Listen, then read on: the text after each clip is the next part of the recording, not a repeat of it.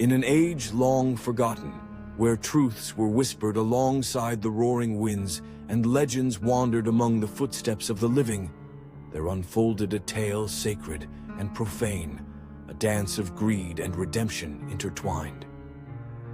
This is the story of Judas Iscariot, the infamous betrayer of the Messiah, and the lost fortune that bore his legacy, more burdened than the silver coins that sealed his fateful act. The tale began eons after the earth had swallowed Judas's grief. Rumors of his silver spilled across lands like a shadow, reaching the ears of the daring, the devout, and the desperate. Among them was a man, Giovanni, a scholar cast of ambition and youthful hubris. Brilliant in intellect, yet burdened by his insatiable thirst for wealth and renown.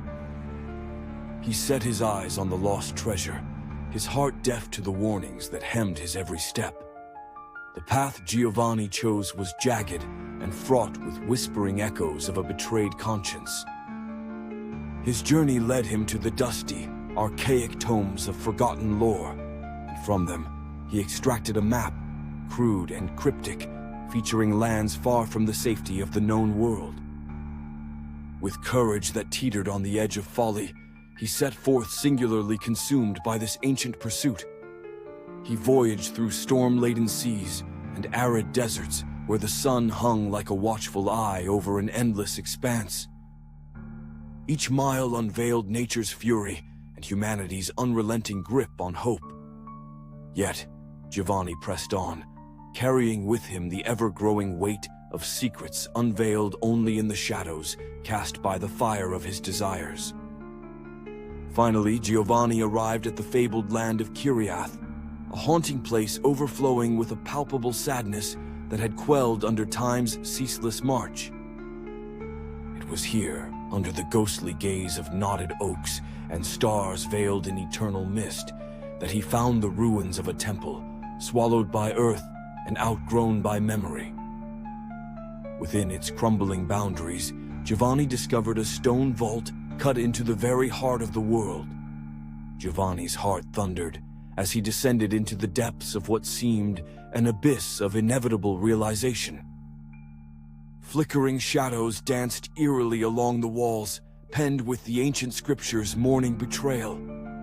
At the center, upon a worn altar, lay the fabled fortune, 30 silver pieces encased within a simple, unadorned box worn by ages past. Yet, as the scholar approached the altar, an apparition flickered into existence, a vision of Judas himself, his spectral form imbued with the sorrow of 1,000 lifetimes. With eyes like dim lanterns peering through fathomless depths, Judas spoke, a voice that was not heard in the air, but within the soul. "Beware the weight you seek to uncover," Judas intoned, the words woven with foregone wisdom and regret as ageless as time itself. "In these coins lies no fortune, but the burden of betrayal, my soul's eternal penance.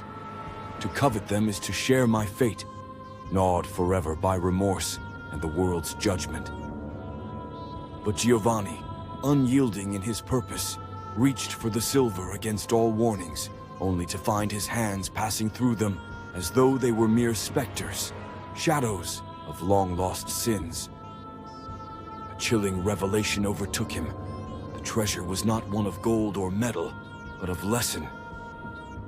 Through his failure, Giovanni discovered the veritable treasure, a truth profound, concealed in the folds of lore and legend. It was the realization of redemption, not through riches, but through understanding and forgiveness, an absolution he was destined to impart. So the scholar emerged from the depth, not with silver, but with a spirit enriched, carrying forth the tale of Judas, a story not of fortune alone, but the ultimate reconciliation of human folly and divine grace.